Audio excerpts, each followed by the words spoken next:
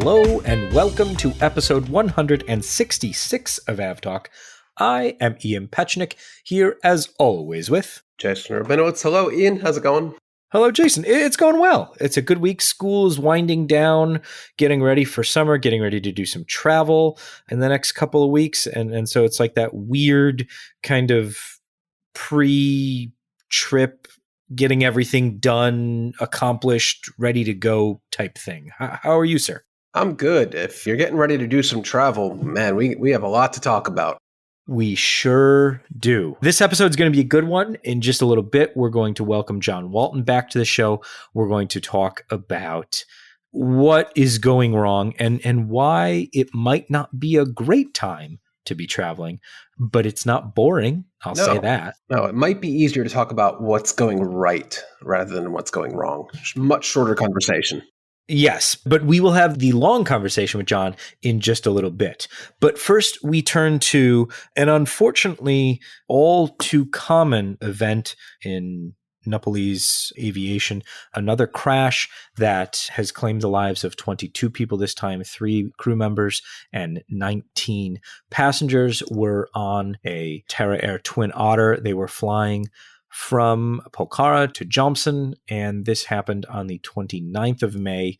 The aircraft flew into inclement weather, according to reports from folks in the area, and it was found the next day it had impacted a mountainside at about 14,500 feet. So this is, like I said, it's not a common experience. It doesn't happen every day, but flying in Nepal is treacherous.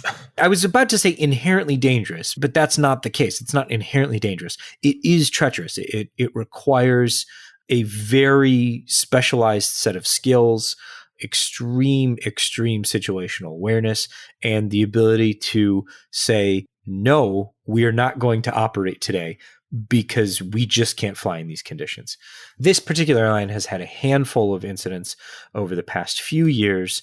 It has had non-fatal accidents in 2017 and 2018, and it had its previous fatal accident was in 2016. Basically, the same thing happened. 23 people on board the aircraft. It departed from Pokhara. It was flying to Jomsom. It flew into a mountain. In the 2016 crash, the co-pilot was the pilot flying. The captain was the pilot monitoring. The aircraft deviated to avoid clouds that had formed at about lower than 12,000 feet. So they climbed up to 12,000. The aircraft entered clouds anyway. The ground proximity warning system began to sound, warning that the aircraft was flying too close to the ground. The pilots, because they're used to flying so close to these mountains where the GPWS begins to sound, even if you are in safe flight, if you can see the mountain, they basically ignored the warnings and flew into a mountain.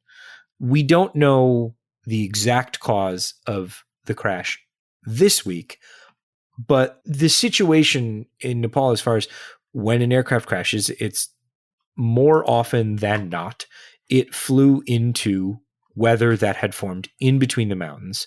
The aircraft enters a situation it shouldn't be in, and there's a crash.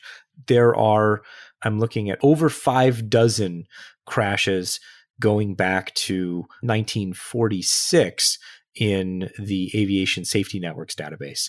And nearly all of them flew into weather and the aircraft crashed into the side of a mountain.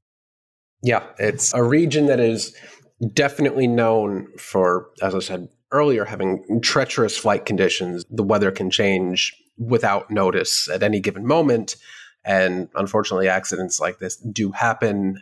The conditions at several airports in the region are also not exactly top notch. And some of the airports themselves, the design of them is just kind of otherworldly compared to the rest of the aviation system.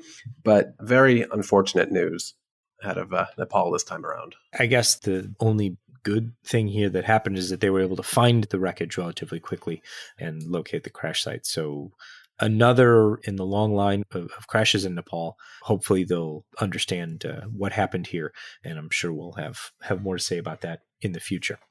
let us turn to some good news for Boeing, for a number of airlines that are eagerly awaiting delivery of 787s. It seems that the coming soon and in the second half of 2022 will be near the first half of 2022. We had talked in the past couple episodes about when the FAA would sign off on Boeing's plan to bring the 787 back, and they had been targeting the second half of 2022, which begins now in 30 days. And today, Lufthansa announced that they are preparing to take delivery of their first 787. This summer. Yeah. And I'm quoting that, in this summer. We've heard other airlines this year claiming to be imminently taking delivery of 787s. American had said that before the summer rush, that they planned on taking them, I think, starting like May or June. Clearly, that did not happen. So in this case, I assume Lufthansa is just repeating the information being given to them by Boeing, which is being given to them by the FAA.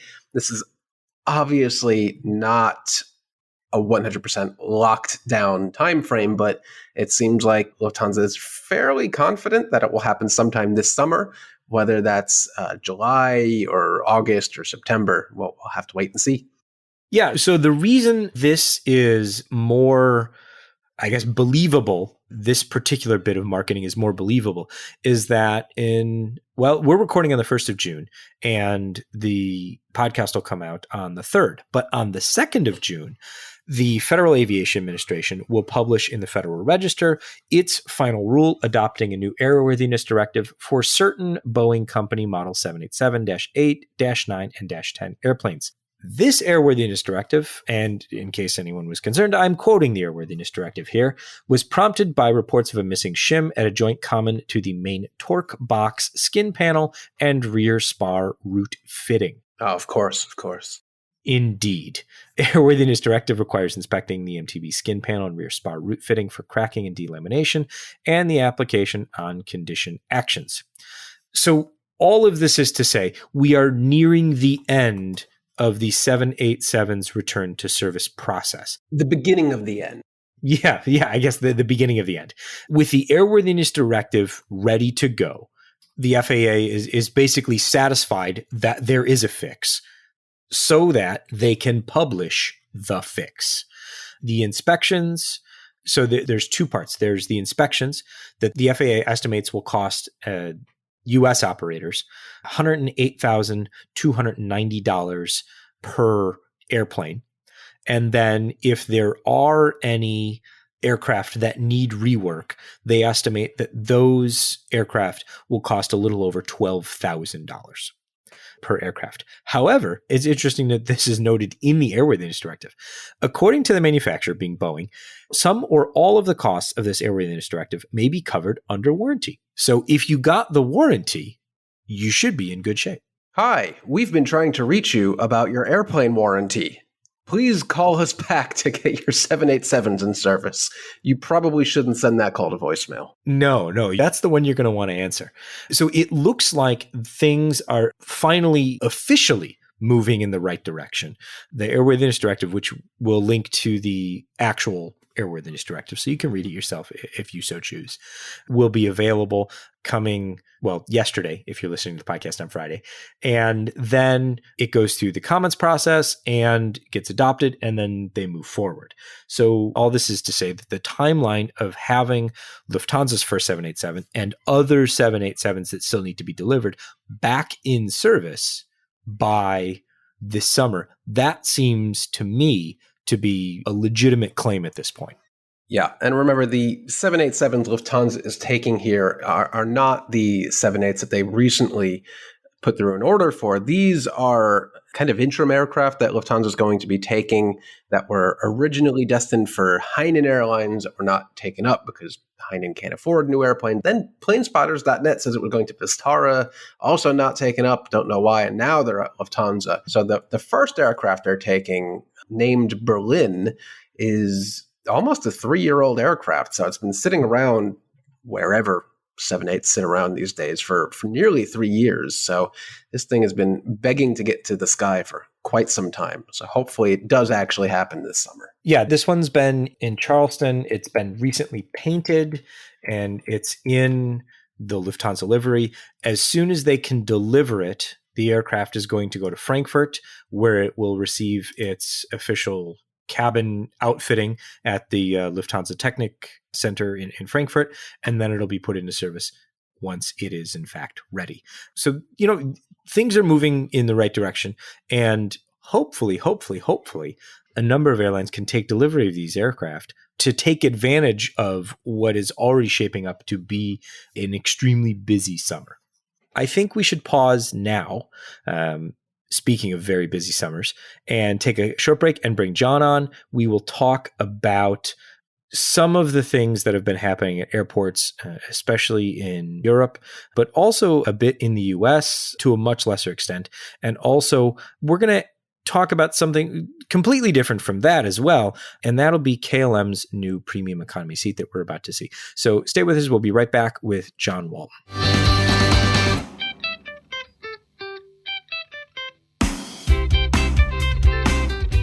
Welcome back. We are now once again joined by John Walton, independent aviation journalist and power outlet placement professional.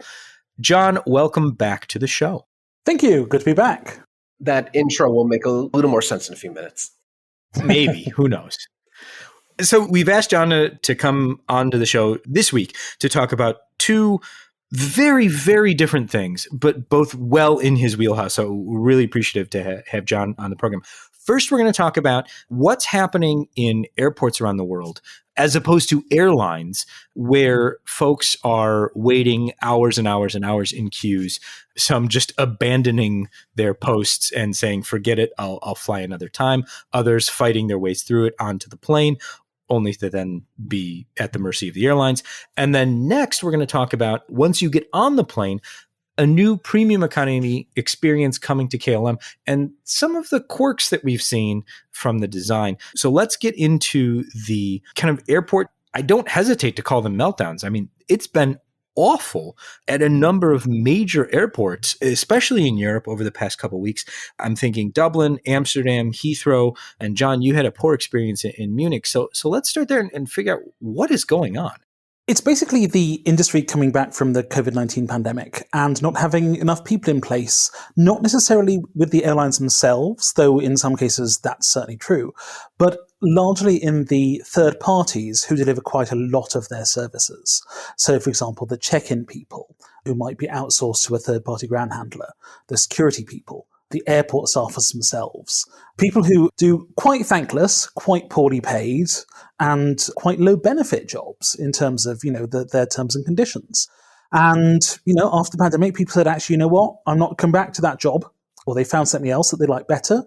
Or in some cases, the various governments who provide security clearance status to be able to work at airports are slow there as well, because they're backed up too after, the best part of 2 years with very little travel. So it's really a staffing problem. The meltdowns that we've seen have largely been very visible because they're, in many cases, the sort of check-in staff, the security staff, so people are sort of backing up outside the terminal. And they are, unfortunately, really unpredictable. The only way that you can predict if one's going to be happening is if one's already happened. It just takes a few people too few to process a few passengers too many, and the very well-oiled cogs of the aviation machine rather gum up. So how do you think we've gotten to this position, since airlines, especially in Europe and the UK specifically comes to mind, lobbied for a very long time to lift all restrictions, let passengers have at it, get them back in the air, let's resume travel.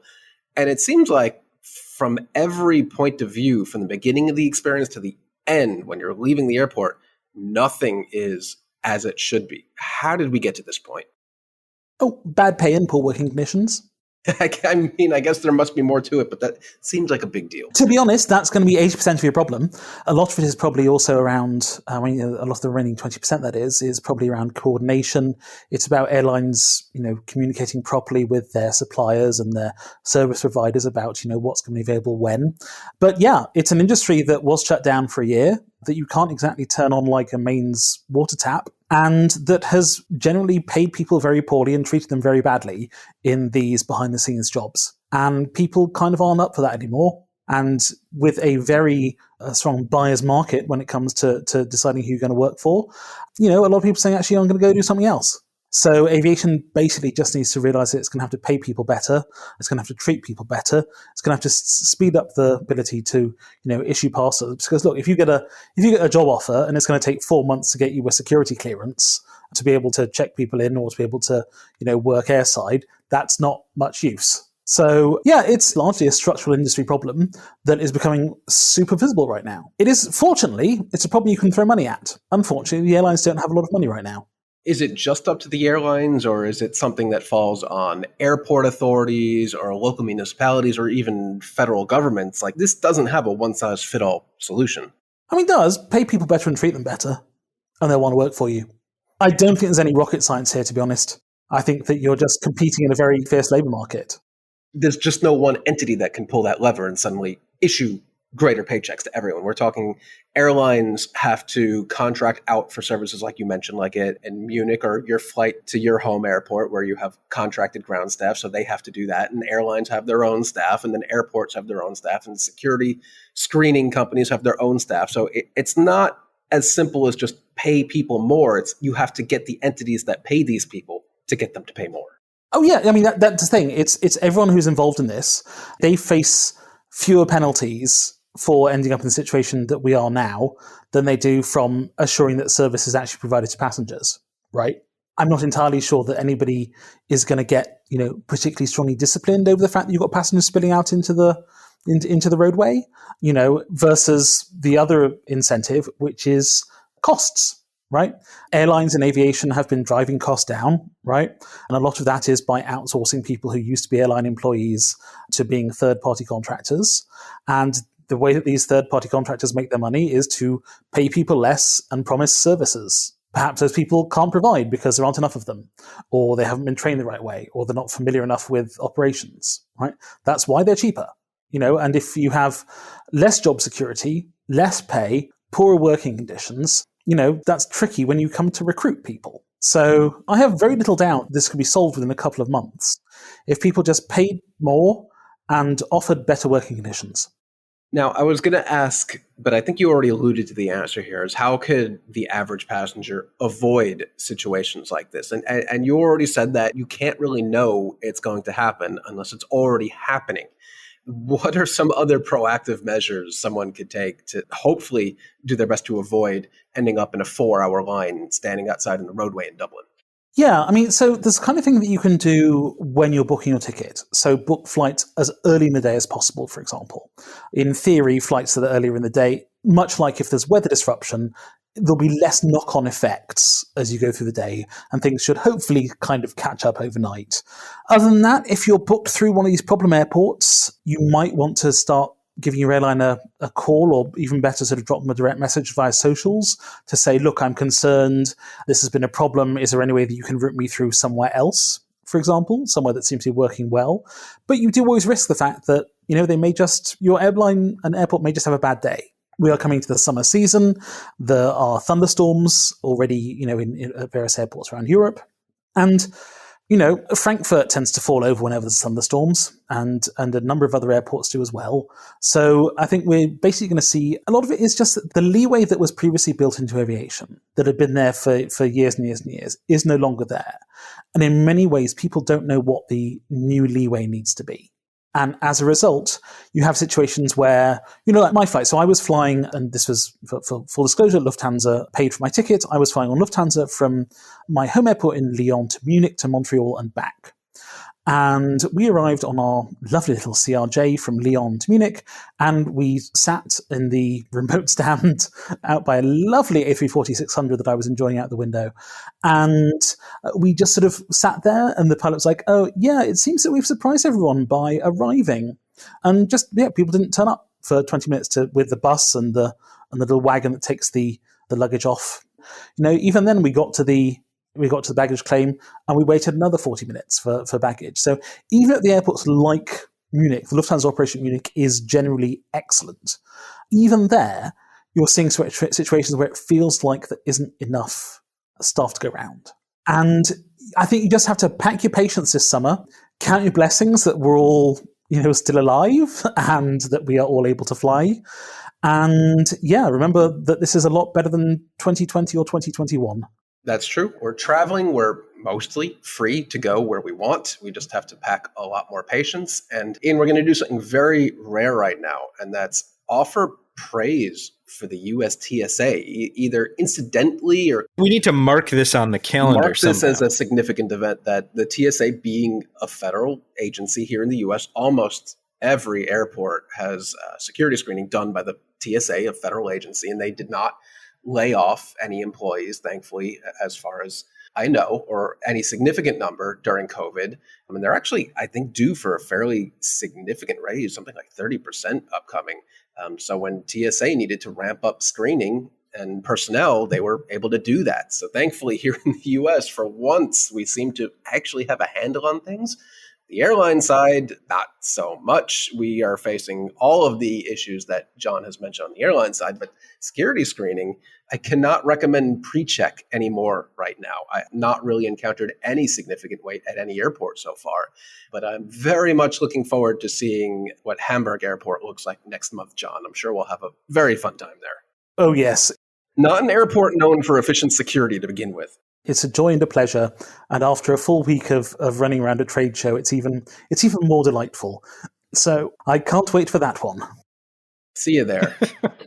And now for something completely different. Let's talk power outlets. Ian, tee this one up for us. Okay. So KLM is joining the now quite long list of airlines that offer a very well-appointed premium economy cabin, taking a seat setup that has been seen mostly before and adding a few tweaks. And it's those tweaks that have us very, very confused. John, you and Jason had a conversation on Twitter that I kind of came to a little bit later in the day and was just as confused as you all. So let's talk about what they've done with this seat and why it's a little concerning. Yeah, absolutely. So first things first, this is a great seat. It's great to see KLM with a premium economy cabin. Delighted they're running out on all of their Boeing aircraft, so that's all the 787s, all the 777s, not on the A330s, those should be exiting the fleet sometimes in the next sort of 3 years or so.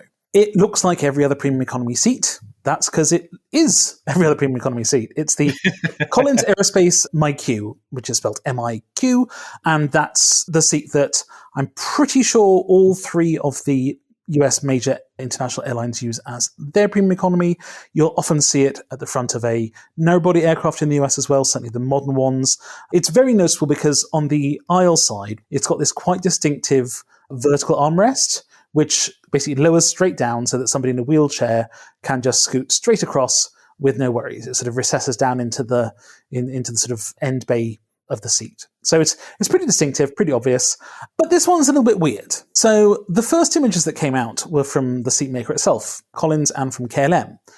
And I don't know about you, Jason, but my eye was rather quickly drawn to a bright green, this USB socket is on light around They two want you to USB know it's sockets. Yeah, so there's two USB sockets, a USB-A, which is the old square one, and a USB-C, which is the new sort of ovular one.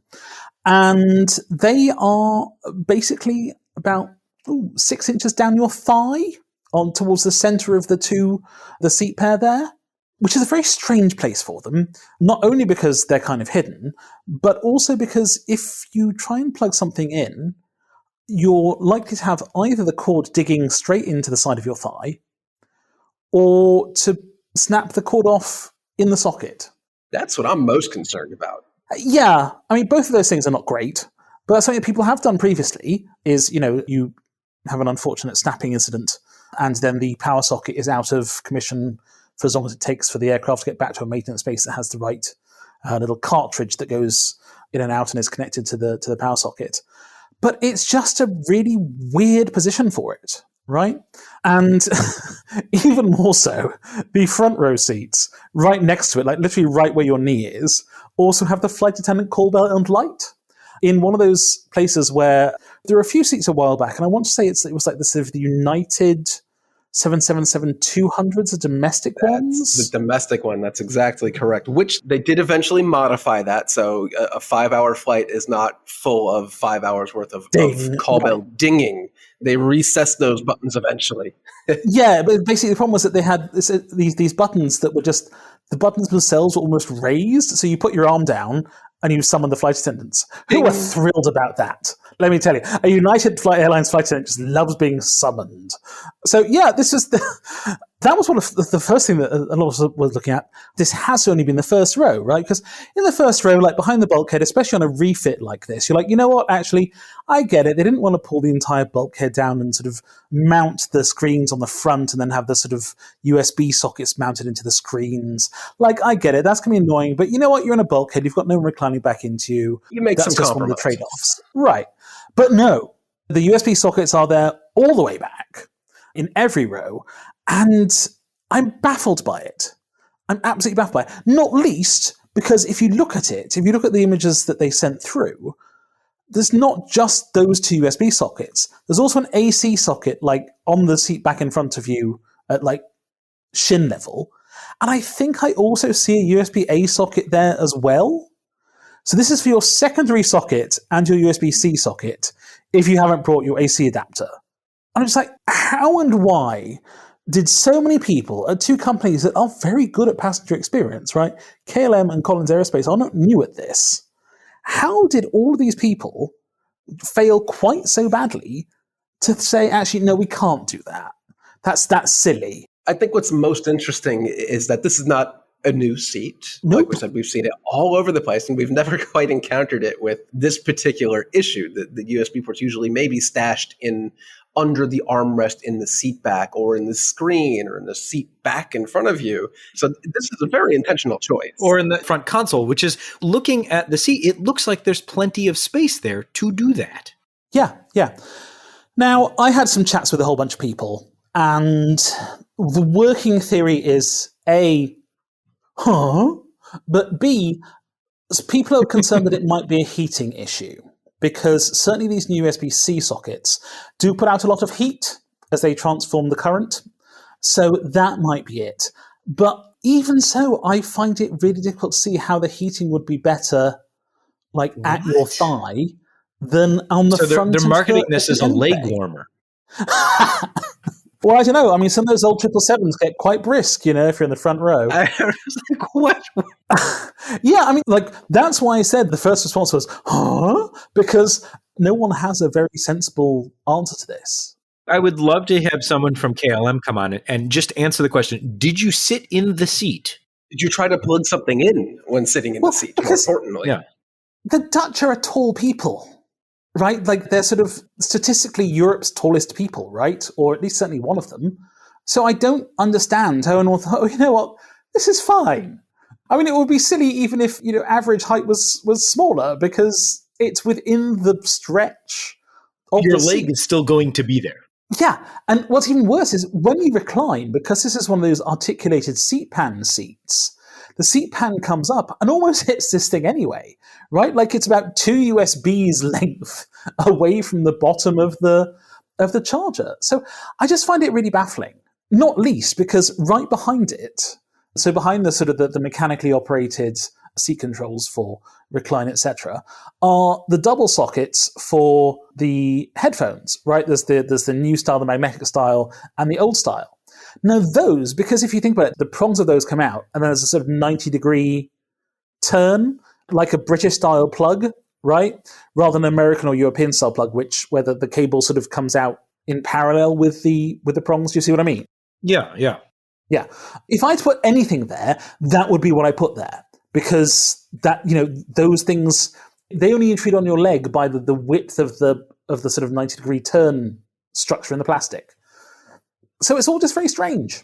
And nobody understands why. Collins didn't have a comment for me, apart from referring me to KLM, and KLM haven't got back to me. So, yes, I highly recommend looking at it and just sort of staring at it, as I think we all did, and went, yeah, we'll put a link to the show notes to John's article on Runaway Girl Network, just so that you can look through all of the images and get a good look for what we're talking about. Because there are a number of design choices that could have been made because a number of other airlines have already made these design choices. Right. Yeah, and I thank KLM for being forward thinking and not just putting in an AC power outlet or a USB Type A outlet, but also a USB Type C that can probably push quite a good bit of wattage, maybe 60 watts. I know some in the very near future are going up to 100 watts, which will charge just about any device you throw at it.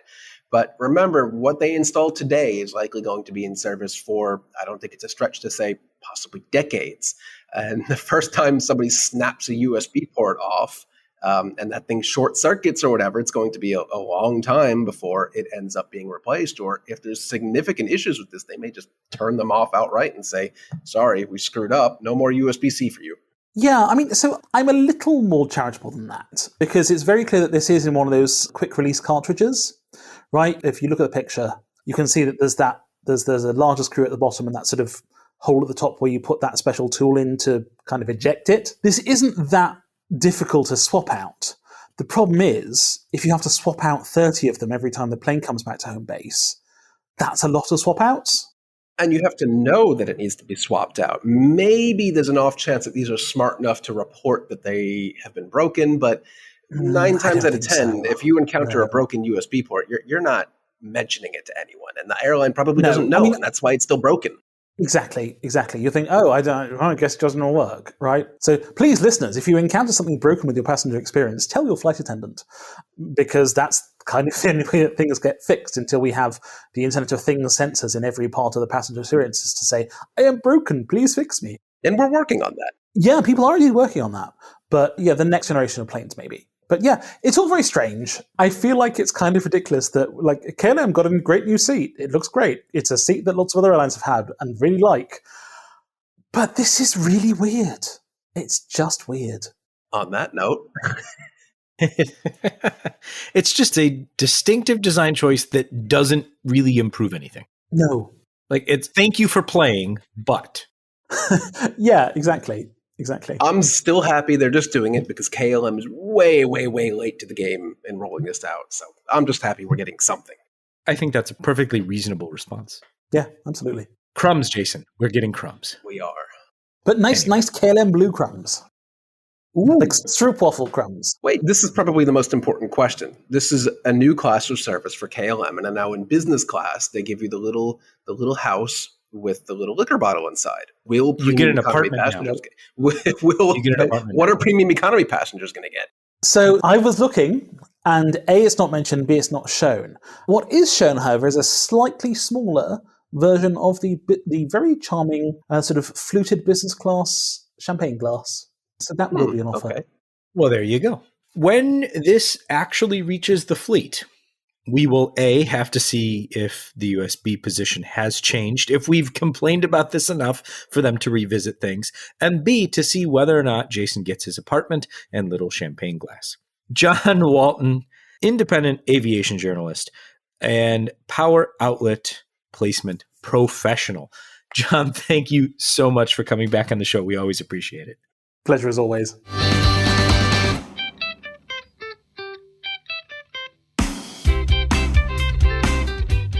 Welcome back.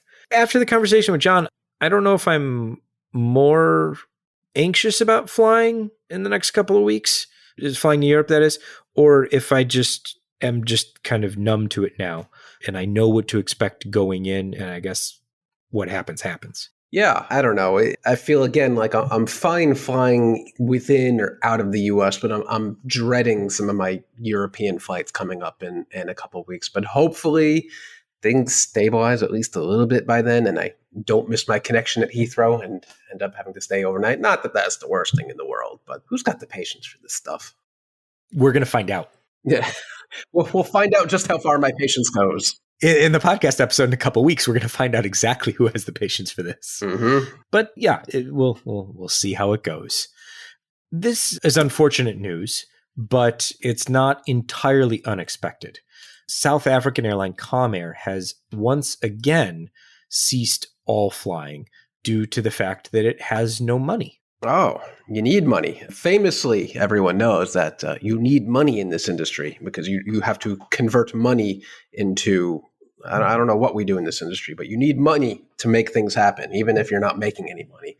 But man, poor South Africa just can't get a win with its airlines. South African Airways is always a mess. Mango, I'm pretty sure they've stopped operating a couple months ago. Comair, which is Kulula and Comair, the British Airways branded subsidiary, that's gone too. So we were talking a little bit before we started recording about what is left in South Africa. And you have Comair.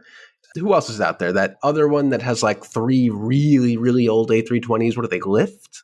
Yeah, Lyft, the LYFT, the recent startup airline, they're getting going with some elder A320s that they've managed to get into their fleet. I believe one of the MSNs that they're flying was 64 and the other one was 76. So 64 is 1989 and 76 would be 1990. Yeah. Not that there's anything wrong with that. No. I mean, again, one of the great things about aviation is the age of the airplane doesn't really matter as long as you take care of it. It's just to say that they're picking these up. The reason that they can offer low cost fares is because these airplanes are not costing them a lot of money. No. There's also FlySaf Air and Airlink are really the only 2 airlines operating worth even discussing at this point. So really just sad for South African aviation that it seems like it's a problem that's never going to get solved at this rate. Yeah, and unfortunately, it's a circular thing where they raise enough cash to operate, and then something happens, and they no longer have enough cash to operate, that flying program that doesn't make them enough cash to continue operate. So, they just keep running into this circle of roadblocks, raise enough money. There's another roadblock, raise enough money. So hopefully, as things continue to get better in a number of places, and hopefully South Africa is one of them, and hopefully the airline gets back on its feet once again. But we'll see, how long their suspension lasts this time and how long it takes them to raise the funds, if they can in fact raise those funds. The saga of Qatar Airways and Airbus just keeps getting weirder and weirder. And more public. And much more public, to the point where Qatar Airways is publishing excerpts of the judgment. They're saying, if you want to read the whole thing, contact our PR firm, which is weird, kind of interesting in and of itself. So what happened this week was the judge in the case that Qatar and Airbus are litigating in London's High Court. The judge issued rulings for a variety of things, kind of motions and the like to move the case along. And Airbus made some comments that they were generally pleased with what had happened. Then Qatar said, well, that's a complete and utter misrepresentation of everything that the judge said. So here are excerpts from the judge's decision. And this is, how dare they? Then the judge came out, and this to me is the most interesting because 2 people on the opposite sides of a lawsuit fighting is to be expected. But then the judge came out and said that Airbus and Qatar Airways should cooperate to get the Qatari civil aviation, because remember, Qatar Airways is not grounding the A350s on its own. Those A350s are grounded by the Qatari Civil Aviation Authority as a regulatory issue. It's not we're the airline saying we don't want to fly these planes. It's the airline saying we would love to fly these planes, but there's a really big problem that our civil aviation regulator has said we can't fly these planes. And so the judge in the ruling pointed out that because the Qatari authorities, the Civil Aviation Authority there, and EASA, which says this is not an airworthiness issue, it's a laminate issue, it's something that won't affect the ability to fly the plane, it's just not good. His argument, the judge's argument, is that the regulator in Qatar should be persuaded by both Qatar Airways and Airbus that this is not an airworthiness concern, because Qatar Airways says it wants to get these A350s back in the air as quickly as possible. Well, of course, it needs them in service because right now it's having to fill in gaps in its fleet by leasing aircraft from like Cathay Pacific and elsewhere. So it absolutely needs these aircraft.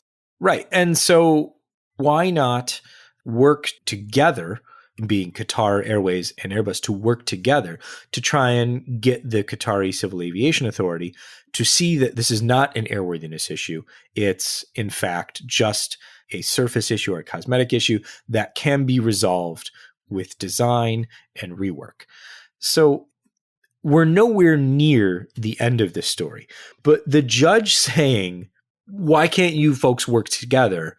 This could easily be solved, is very interesting to me because of how the animosity between Qatar Airways and Airbus has just boiled and boiled and boiled for months. Yeah. And to be honest, I'm not a fan of the tactic Qatar has chosen at this point to bring the court proceedings over to the court of public opinion. I think it's not appropriate for them to be doing that at this point. So yesterday, which would be May 31st at my time, Eastern time, like 3 a.m., they tweeted very innocuously, "In which city is the airport with the code CDG located?" And they put a nice little poll. Is it London, New York, or Paris, Ian? What do you think? I mean, I don't think I know that it's Paris, but I'm curious to know that where this one's going. Well, 85.7% of people said it was Paris. So the other 15% need to, I don't know, hit Wikipedia. More learning. They need to listen to this podcast. They need to listen to this podcast, famously rattling off airport codes. But then less than 2 hours later, the Qatar Airways Twitter account, and I'm assuming their other social channels, was kind of seemingly hijacked with these court proceeding rants, I'm going to call them. The first one I'm going to quote here: "Out of nowhere, with no introduction, the judgment handed down by the justice in a hearing in the High Court on 26th May has exposed for all in the aviation sector to see the fiction of the Airbus narrative that the condition affecting the Airbus A350s is a simple cosmetic paint issue." And then it goes on for more details, and then a quote from a Qatar Airways spokesperson, just completely bizarre for an airline social media account to just dive into a court proceeding like that, especially without any sort of introduction or explanation. Just keeping in mind also that Qatar is still operating other Airbus A350s that have not been grounded quite yet in its fleet since they're newer. But if I'm a passenger just browsing the Qatar Airways social media sites and I see this, it just can't be confidence-inducing that they're bad-mouthing Airbus and bashing their own aircraft while they're still flying these aircraft. It's just a very strange move to bring this out into the public like that at this point. Yeah, that's the other thing, because these tweets are sandwiched in between, like you mentioned, the Charles de Gaulle airport code question, and then visit the National Museum of Qatar. And then later that day, hey, how about taking an adventure to Bali? Like, I mean, why not? Okay, that sounds great. But why not? This just seems totally inappropriate to me. I don't know who would have approved this at Qatar. I have not seen other airlines of this size and this stature really take a court proceeding out to the public like this. But it's just not a good look, in my opinion. Well, I mean, and the other thing to me is that what this says, and this is, to your point where you've got this on your Twitter feed and you could be a passenger kind of researching what you want to, there are 12 at the moment that we're recording on the 1st of June, there are 12 Qatar Airways A350s in the air at the moment. What does that say about the ones that are still, that's what I don't understand about all of this. If this is a true root cause affecting all of these aircraft, every single A350, and it's a design issue, and there needs to be a full investigation and everything, wouldn't you say, well, I'm not going to fly any of these? Yeah, I mean, they need the aircraft, and the newer frames just haven't had the paint degradation yet. And I'm sure when they get to that point, those aircraft could potentially be grounded. But at this point, I guess they're fine. I don't know. But what I'm saying is, if I'm not looking at this, that's what I'm looking at. I'm looking at it from a passenger's perspective, not a person who's listened to this podcast and who's been following along with us, but as someone who is maybe, booking a trip or has recently booked a trip, and they booked a ticket on Qatar Airways, and now they see that they're on an A350, and they go, well, what's the Qatar A350 like? And their introduction to the Qatar A350 is Airbus and Qatar Airways are suing each other. What am I supposed to think? I don't know. And who does this benefit also sending this out on Twitter? Like, if you want to put out a press release and send it to the media and send it to bloggers, fine. But putting it on social media channels that a regular passenger is going to go to DM them to ask them to rebook because their flight is delayed. I don't want to go to an airline's page and see them bad-mouthing the aircraft manufacturer and their own aircraft and their own fleet. That's crazy. I agree. Okay. Let's talk about an airline and a manufacturer that have made up recently. Yeah. Norwegian Air. This is the revived the OG short-haul Norwegian. Yes, this is the revived OG Norwegian we'll get to short Norse haul. Soon yes, right. Not Norwegian. I guess it would be like 3.0. But anyway, Norwegian has agreed to buy 50 737 MAX 8 aircraft and options for further 30. The order also deals with the long-standing compensation claims that Norwegian has had against Boeing for the initial MAX deliveries, as well as their order of 787s that had been beset by technical issues. So the order kind of solidifies their position there. They're done with that. That's all over. And now they're looking forward to the new planes. Hey, that's great. The original incarnation of Norwegian had a lot of MAXs on order. They did operate them for quite a while, even transatlantic flights for a bit before things started to unravel. But nearly all of them were returned to the leasing companies, except I think 2 of them that E&D said were owned outright and are still operating. But Norwegian was very specific to say that in response to people going, oh, here we go again, Norwegian's going to overexpand, and they're doing the same thing again. No, these 50 737 MAXs are for fleet replacement to replace the NGs that are coming off lease in the next few years. They are explicitly not taking them for fleet expansion. So nice to see acknowledgement of that they're not making the same mistakes that they made in the past. These aircraft are nearly purely just for fleet replacement rather than expansion. So that's nice. Yeah. So, I mean, it's a good thing to see, Norwegian kind of renewing its fleet. It's also a good thing to see from Boeing's perspective. A, they're getting more aircraft orders, but B, they've settled what was a rather large, outstanding set of lawsuits with an airline customer that the fewer lawsuits that Boeing has to deal with at this point, the better. Yeah. And I know we've talked about this before, but Norwegian historically just had a run of tragically bad timing and luck with their 787s not being able to get delivered when they were starting transatlantic service, and then they were grounded, and then the 737 MAXs, they were going to start transatlantic service, and then those were grounded, and then the engine issues on the 78. So it was really just not meant to be. Nothing went in the original Norwegian's favor, but hopefully this time is different and uneventful, and none of their aircraft get stuck in Iran this time. Oh, wow. I'd completely forgotten. Well, not forgotten, but it had not even crossed my mind. So yes, it's been a while since that. Yeah. Yeah. Wow. That's a callback. Okay. So let's talk about Norse. Tell me what they're up to. Norse, they hinted quite subtly at this a few weeks ago, and then very quickly pivoted, really without an announcement until a couple of days later, that they will be pulling a Norwegian and operating transatlantic service out of London Gatwick to New York JFK. Interestingly, through the summer with a little connecting flight between Gatwick and Oslo, I think it was. So yeah, it really seems like Norwegian, the original Norwegian, is trying to take its time, pace things out, not do anything crazy. And Norse is doing all of the things Norwegian did that ended up bringing it down. But whatever the case, I have lamented in the past that I was sad to see Norwegian go because they were super low-cost fares, as long as you were willing to put up with the fees and not great operational reliability. But now Norse is getting into the game out of Gatwick to, I think, at least JFK. I'm not sure if there's another city. But if you jump on it now, the fares are stupid cheap. I mean, like $330 round trip if you somehow manage to not bring anything with you and not need a bag and not want a seat and not have a meal, which some people can pull off, but it is very, very cheap right now if you're looking for a transatlantic deal for the summer, if they're able to actually start service when they say they will. Yeah, I mean, that's, I guess, the biggest thing right now, especially after our conversation with John, that can you introduce an operation on time at the moment and have it work? We'll find think out. that's the biggest problem right there. Let's talk about what's going on with Rhodes Aviation. Who? Exactly.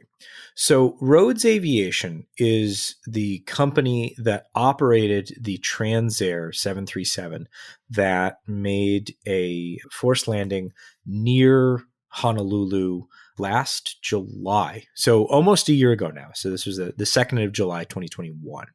The 737-200 cargo aircraft was flying out of Honolulu and had to turn back, didn't quite make it back, and the aircraft crashed into the bay about 2 miles south of Honolulu.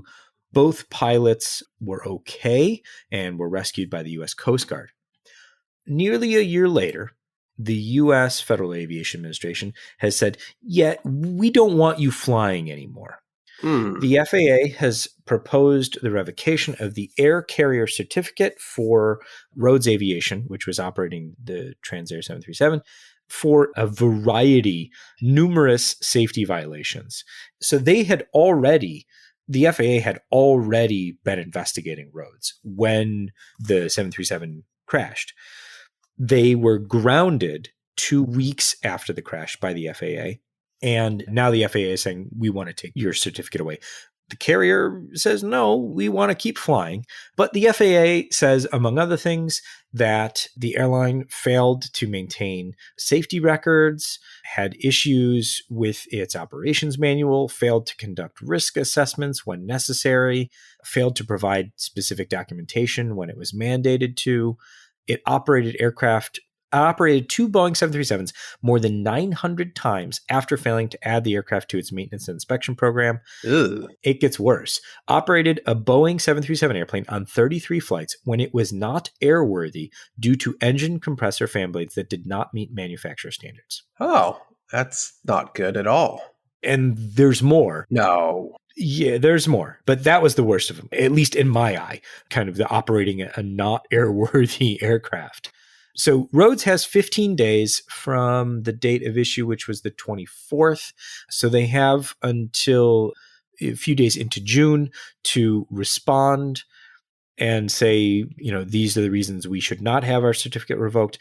I don't see that happening. They might respond. I don't see the FAA going along with that. Now, did we ever get an NTSB final report about this Not crash? yet. So No. I'm guessing this is a bit of a sneak peek into some of the things the NTSB will be reporting on, in addition to many other things, and how that report is probably going to lean. It's not probably going to look too positive on the operator. No, I can't imagine it would, given all that we know from the FAA's investigation so far. But the NTSB report will certainly focus more on that particular incident and what was wrong with the aircraft there. So it'll be interesting to see how those two, how the NTSB report dovetails with the FAA's allegations. But I'm willing to say that they probably won't be flying much longer. Nope. Let's close the show with some updates and some anniversaries. First, happy 10th anniversary to the 747-8i. Lufthansa put that into service 10 years ago this week. And as we talked about last week, 2 weeks ago, last week, it's still going strong. Hey, that's great. So there you go. And then a few weeks ago, we began the conversation talking about, it was a $27, I love how the report put a seasonal beer. It wasn't just a regular beer. It was a seasonal beer. Mm-hmm. And, airport gouging and how things like that. So we asked everybody to send in some interesting purchases of their own. And more than two, which is to say 3 people, sent in messages about paying not so much, having a choice in the matter, but just how much things cost in Switzerland, buying anything in the airport. So this person is from the UK, so 20 pounds for a hamburger. This person converted it into US dollars, so they said $35 in the airport. So I guess the thing is, don't eat a hamburger in Switzerland, in an airport in Switzerland. But as far as food goes, the absolute topper was This person paid 40 pounds for a meal at Burger King in Da Nang, Vietnam. Man, what was in that meal? I don't know. They didn't specify. I don't know what's on the Burger King menu in Vietnam, but it's probably not filet mignon. I don't know what to tell you. I don't know. Yeah, they paid 40 pounds for a thing there. The most interesting one was from somebody who was traveling through Hong Kong a few years ago, and they had picked up a shot glass, and they had one in their hand, and the shopkeeper came up to them and said, well, if you buy one, you get one free, which was great because he was in the market for two. And then they said, no, buy one, get two free. And he was like, okay, that's an even better deal. Why not? And then it was buy one, get three free. So they walked away with 3 free shot glasses. Unfortunately, the story doesn't work out in that one of them broke in the bag and then another was dropped during the unpacking. So they only walked away with 2 shot glasses. But I mean, there's deals to be had. So it's not all bad in the world of airport ancillary transactions. No. I don't buy much in the airport if I can avoid it. But the last time in December of last year when we were trying to escape Stockholm, when both of us were trying to escape, I bought a bunch of medium-priced chocolate in Stockholm. And then my flight was canceled and delayed. And then I ended up just claiming that as my food allowance for the EU 261 compensation. And SAS ended up paying for it. So that there's a workaround for everything. There you go. It all works out. The only other thing we have to say is that we messed up slightly on the story that we talked about last week with Jet Airways. I think Jason and I were working our way through which aircraft it operated. And I think we may have mentioned that Jet Airways took delivery but did not, in fact, operate their 737 MAX. In fact, they did operate their 737 MAX for a while before ceasing operation. And the 737 MAX stopped operating when they were grounded worldwide. And then the airline stopped operating before the 737 MAX could be put back into service. So just a correction on that particular story there. Ian takes full responsibility. Absolutely, I do. The buck stops with me, or the pound, or Swiss francs, as the case may be. This has been episode 166 of AvTalk. I am Ian Petchnick here, as always, with Jason Rabinowitz. Thanks for listening.